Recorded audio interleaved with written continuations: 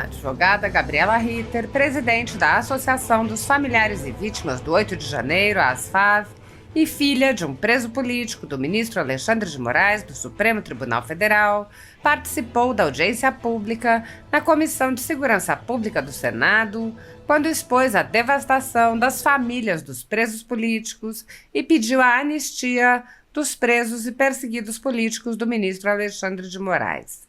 Gabriela Ritter disse: "De 8 de janeiro para cá, a nossa vida foi destruída. Na verdade, eu posso dizer que é uma tentativa de destruição diária.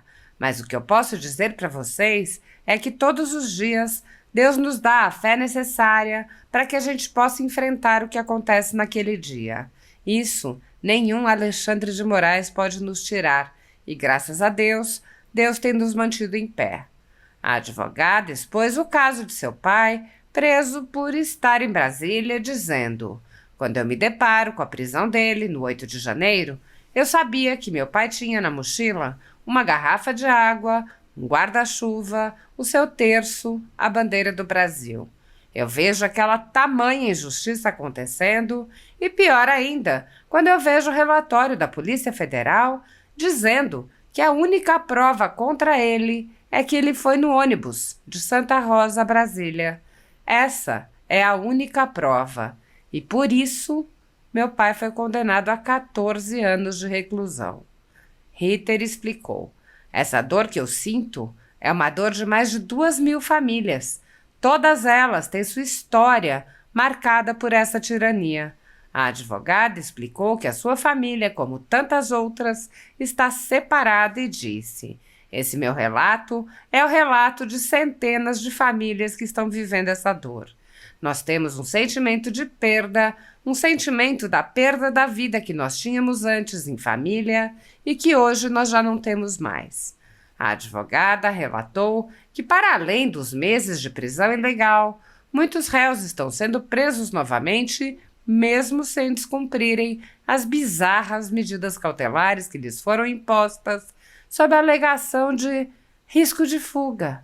Ela expôs a intenção da tirania. Todas essas pessoas com bens bloqueados, aposentadoria, pessoas vivendo com o mínimo. Então, eles tentam atacar de todas as formas e tirar a dignidade, o que resta para a pessoa poder sustentar a sua família." Gabriela Ritter afirmou: "Eu, como presidente da associação, gostaria muito de dizer hoje aqui que eu queria que esses processos fossem anulados, mas nós sabemos que não é possível nesse momento. O único remédio será a anistia.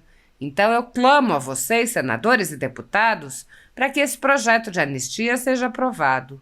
A advogada declarou: "Eu acho que a pacificação, tenho certeza, do país não é só com anistia, mas também com o impeachment do ministro Alexandre de Moraes. É somente com essas duas coisas que a gente vai conseguir começar a pacificar o nosso país." Ritter questionou, como advogada, como é frustrante essa profissão hoje, dependendo de quem você defende neste país, sem o apoio da instituição, muitas vezes sendo humilhados pelos ministros, pelo ministro Alexandre de Moraes publicamente. Eu gostaria de fazer alguns questionamentos. Eu teria vários, mas são coisas que a gente precisa refletir. Por que pessoas comuns estão sendo julgadas pelo STF em lote? Por que os ministros podem se manifestar em entrevistas sobre os casos que eles estão julgando? Isso é vedado, isso é proibido. Por que a polícia militar escoltou os manifestantes até a Praça dos Três Poderes e já havia a invasão dos prédios? Por que as pessoas com asilo provisório legalmente estão sendo presas na Argentina? Ao comentar o discurso de Gabriela Ritter, o senador Eduardo Girão apontou: "É difícil compreender o nível de barbaridade que a gente está vivendo aqui."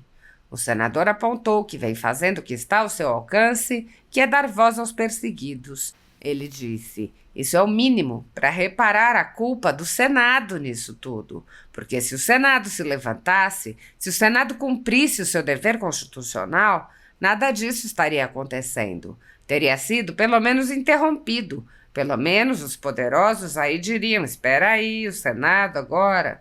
É porque a gente pode afastar ministro do Supremo.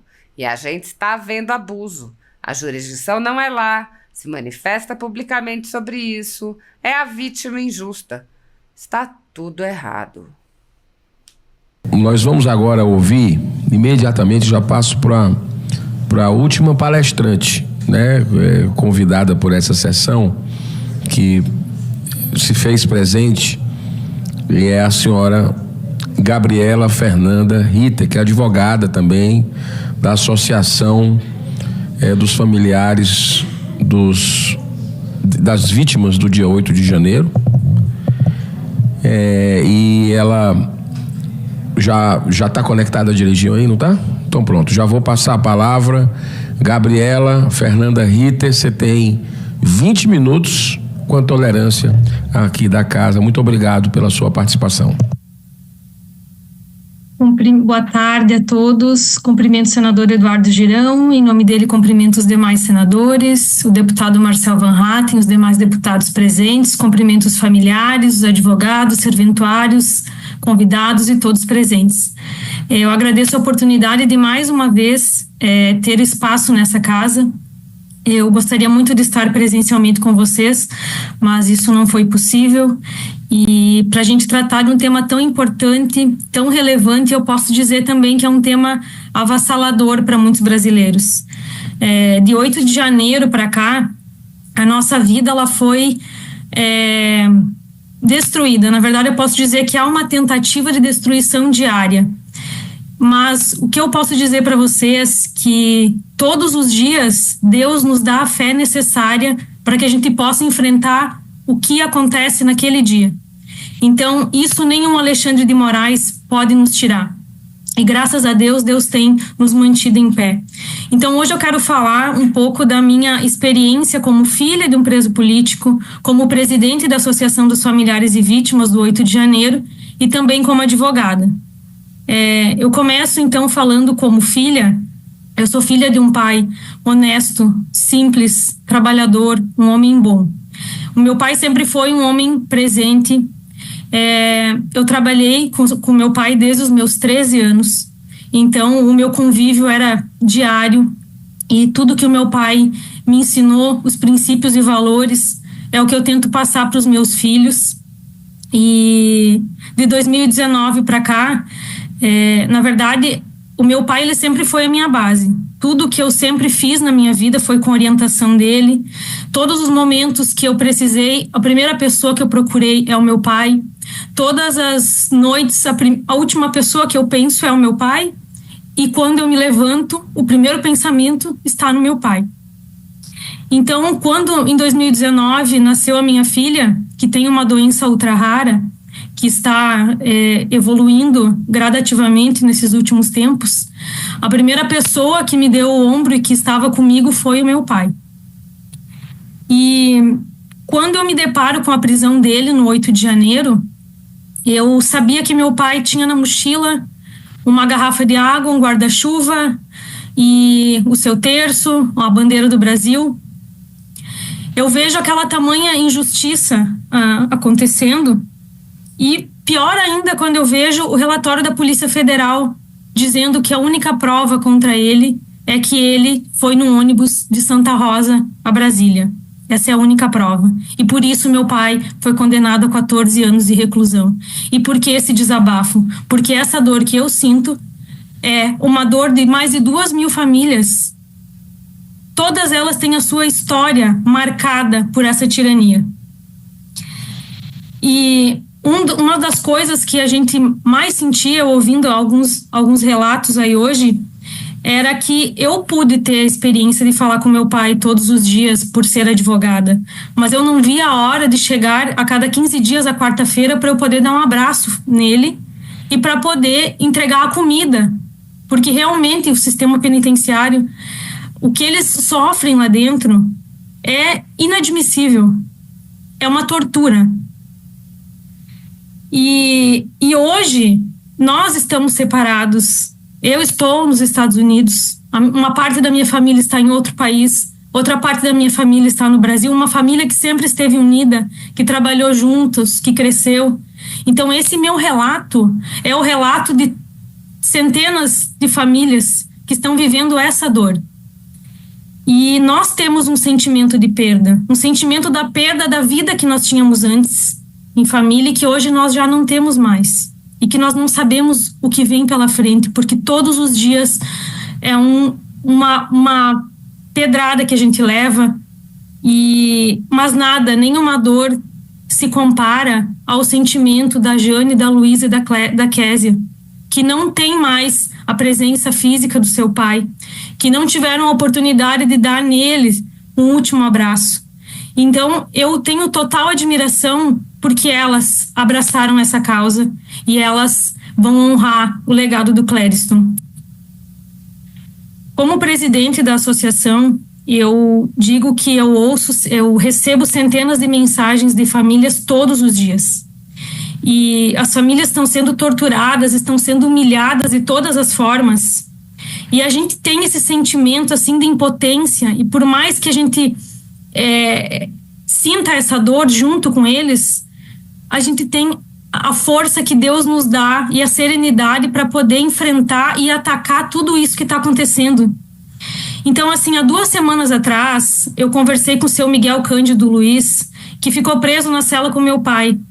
Esse senhor, ele tem 74 anos. Ele está preso com mais 36 outros idosos na mesma cela. E ele cumpria todas as medidas cautelares. O processo dele não havia transitado em julgado. Ele estava vendendo água no dia, não era o primeiro evento na vida dele que ele vendia água. Ele complementava a renda dele com isso, da família. E ele foi preso por justamente o que a doutora Carolina falava antes sobre o risco de fuga. Assim como o Lucas Brasileiro cumpria as medidas cautelares e voltou ao cárcere, deixando seus filhos pequenos em casa. E tantos outros que já foram mencionados, o seu Jorginho, a Eliene, que estava escrevendo um livro, ela estava com o seu caderno de apontamentos no dia, tirou uma foto, e com essa foto ela foi denunciada e presa. Então ela está lá em São Luís do Maranhão. E seu Jorge Luiz, né, todas essas pessoas com bens bloqueados, aposentadoria, pessoas vivendo com o mínimo. Então, eles tentam atacar de todas as formas e tirar a dignidade, o que resta para a pessoa poder sustentar a sua família. E o principal, então, também são essas pessoas, são as famílias que estão separadas, né, como é o meu caso. E a gente sabe que agora nós temos os exilados políticos que também estão sendo perseguidos pela tirania brasileira. E o doutor Ezequiel está lá, então, para tentar auxiliar e ver o que a gente pode fazer também enquanto instituição. Nós temos, então, 3 pessoas com asilo provisório vigente, que é uma garantia para que elas vivam em liberdade no país, presas hoje na Argentina. Eu tenho ouvido relatos desesperadores de pessoas que falam isso. Precisa falar sobre isso porque essa tortura física que está sendo cometida contra essas pessoas é algo que é inaceitável. Então, eu, como presidente da associação, eu gostaria muito de dizer hoje aqui que eu queria que esses processos fossem anulados, mas nós sabemos que não é possível nesse momento. O único remédio será a anistia. Então, eu clamo a vocês, senadores,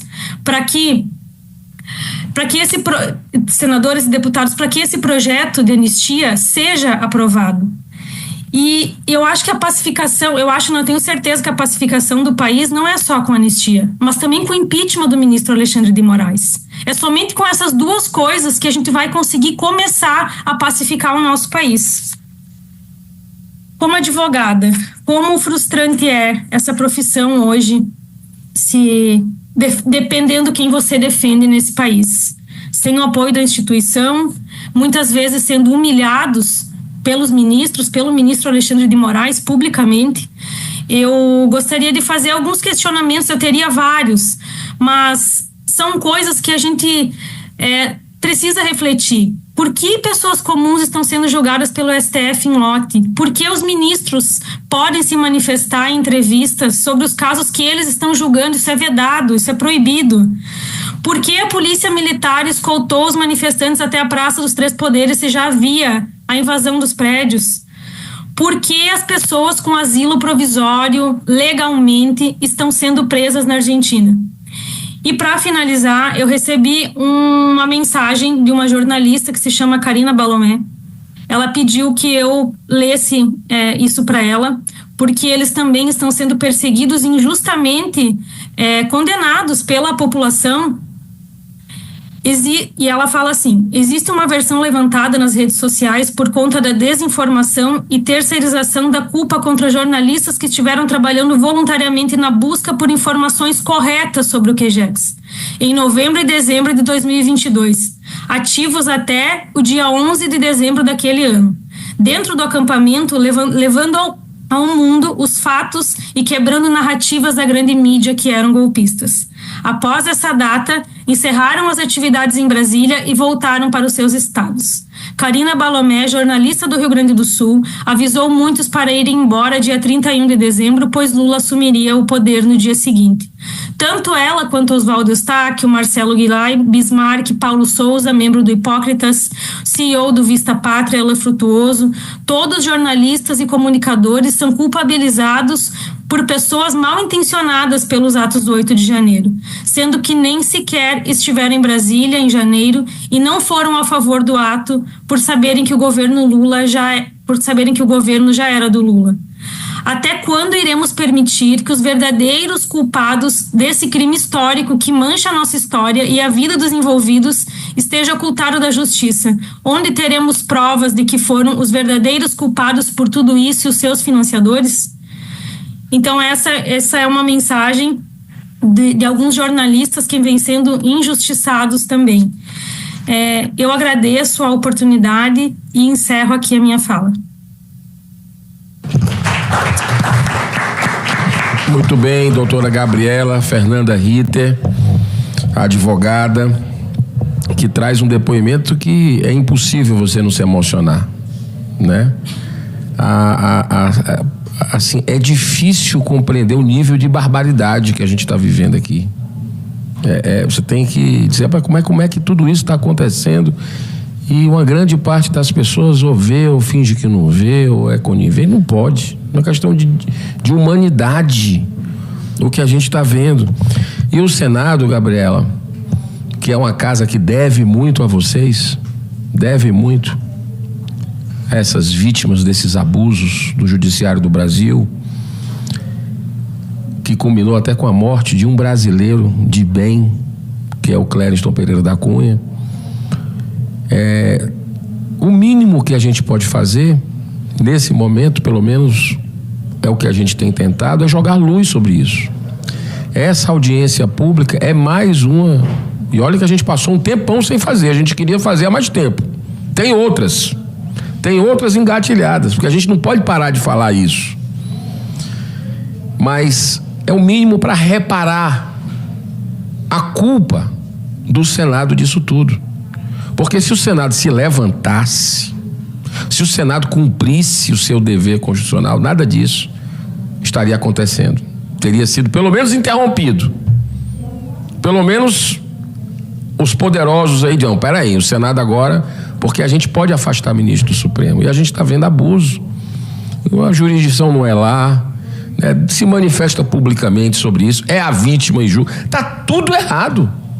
Mas não precisa nem ser. Eu não fiz direito, mas tem um negócio tão errado. Eu não cursei. Você imagina um advogado que estudou isso, professores, cadê os professores que ensinam essas matérias? O que ele tem que fazer? É uma situação assim que é difícil de compreender, mas nós vamos continuar jogando luz. Água mole em pedra dura, tanto bate até que fura. A Apesar de alguns senadores agirem no limite de seus poderes para frear os atos autoritários de ministros das Cortes Superiores, a Casa Legislativa como um todo permanece cega, surda e muda, indiferente aos ataques à democracia, graças ao seu presidente Rodrigo Pacheco, que engaveta todos os pedidos de impeachment de ministros de Cortes Superiores que chegam às suas mãos. Os senadores há muito tempo têm conhecimento dos inquéritos secretos conduzidos pelo ministro Alexandre de Moraes, utilizando delegados da Polícia Federal escolhidos a dedo para promover uma imensa operação de fishing expedition contra seus adversários políticos. O desrespeito ao devido processo legal e a violação ao sistema acusatório são marcas dos inquéritos políticos conduzidos pelo ministro e já foram denunciados pela ex-procuradora-geral da República, Raquel Dodge, que promoveu o arquivamento do inquérito das fake news, e também por inúmeros juristas, inclusive em livros como Inquérito do Fim do Mundo, Sereis como Deuses e Suprema Desordem, Juristocracia e Estado de Exceção no Brasil. O ministro Alexandre de Moraes já foi chamado de xerife pelo então colega Marco Aurélio Mello pelos excessos cometidos em seus inquéritos. Até na imprensa internacional as denúncias vêm se avolumando. O ministro Cássio Nunes Marques consignou em voto as violações de direitos humanos nas prisões em massa ordenadas por Moraes. Apesar das constantes denúncias, o Senado brasileiro segue inerte. Os senadores sabem sobre os jornais que foram estourados e tiveram todos os seus equipamentos apreendidos, como a Folha Política, e sabem sobre os jornalistas perseguidos, presos e exilados. Os senadores não apenas foram informados sobre a invasão de residências de cidadãos e apreensão de bens, mas também viram sem qualquer reação operações contra seus próprios membros, o senador Harold de Oliveira e o senador Marcos Duval. Os senadores sabem que muitos meios de comunicação vêm sendo censurados há muito tempo. Os senadores souberam sobre a prisão do deputado Daniel Silveira em pleno exercício do mandato por palavras em um vídeo. Os senadores sabem que o ex-deputado voltou a ser preso por supostas violações a medidas cautelares que foram impostas em um processo que tinha sido extinto pela graça presidencial. Os senadores sabem que a graça presidencial constitucional foi cancelada. Os senadores foram informados sobre a perseguição a jornalistas que são censurados, impedidos de exercerem sua profissão e têm bens e redes sociais bloqueados. Os senadores sabem que ativistas passaram um ano em prisão domiciliar, sem sequer denúncia, obrigados a permanecer em Brasília, mesmo morando em outros estados. Os senadores sabem das violações a prerrogativas de advogados. Os senadores sabem sobre a prisão de Roberto Jefferson, presidente de um partido, e sua destituição do cargo a mando de Moraes. Os senadores sabem da censura a parlamentares. Os senadores sabem que jornais, sites e canais conservadores têm sua renda confiscada. Os senadores sabem sobre as prisões em massa, sem individualização de condutas, sob acusações descabidas. Os senadores sabem sobre as multas estratosféricas e confiscos de propriedade. Os senadores sabem que crianças ficam presas com seus pais, sem meios de sustento, em cautelares sem prazo para acabar. Os senadores sabem que Clériston Pereira da Cunha morreu no cárcere, com um pedido de soltura, aguardando que o ministro se dignasse a apreciar. Os senadores sabem que outras pessoas presas injustamente só foram soltas após a morte do preso político no cárcere. Os senadores sabem que pessoas inocentes estão sendo condenadas sem provas. Os senadores conhecem muitos outros fatos. Mesmo assim, todos os pedidos de impeachment, projetos de lei, requerimentos de CPI seguem enchendo as gavetas do senhor Rodrigo Pacheco. Há mais de 5 anos, o ministro Alexandre de Moraes conduz, em segredo de justiça, inquéritos políticos direcionados a seus adversários políticos. Em uma espécie de parceria com a velha imprensa, matérias, reportagens e relatórios são admitidos como provas, sem questionamento, substituindo a ação do Ministério Público e substituindo os próprios fatos, e servem como base para medidas abusivas que incluem prisões políticas, buscas e apreensões, bloqueio de contas, censura de veículos de imprensa, censura de cidadãos e parlamentares, bloqueio de redes sociais, entre muitas outras medidas cautelares inventadas pelo ministro, sem qualquer chance de defesa ou acesso ao devido processo legal. O mesmo procedimento de aceitar depoimentos de testemunhas suspeitas e interessadas e tomar suas palavras como verdadeiras se repete em diversos inquéritos nas cortes superiores. A Folha Política já teve sua sede invadida e todos os seus equipamentos apreendidos a mando do ministro Alexandre de Moraes. A renda do jornal está sendo confiscada a mando do ministro Luiz Felipe Salomão, ex-corregedor do Tribunal Superior Eleitoral, com o aplauso dos ministros Luiz Roberto Barroso, Alexandre de Moraes e Edson Fachin. Todos os rendimentos de mais de 20 meses de trabalho de jornais, sites e canais conservadores são retidos sem qualquer base legal. Se você apoia o trabalho da Folha Política e pode ajudar a impedir o fechamento do jornal, doe qualquer valor através do Pix, utilizando o QR Code que está visível na tela ou o código ajude@folhapolitica.org.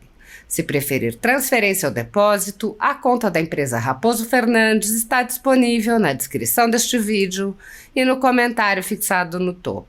Há mais de 10 anos, a Folha Política vem fazendo a cobertura da política brasileira, quebrando a espiral do silêncio imposta pelo cartel de mídia que quer calar vozes conservadoras. Pix ajude@folhapolitica.org.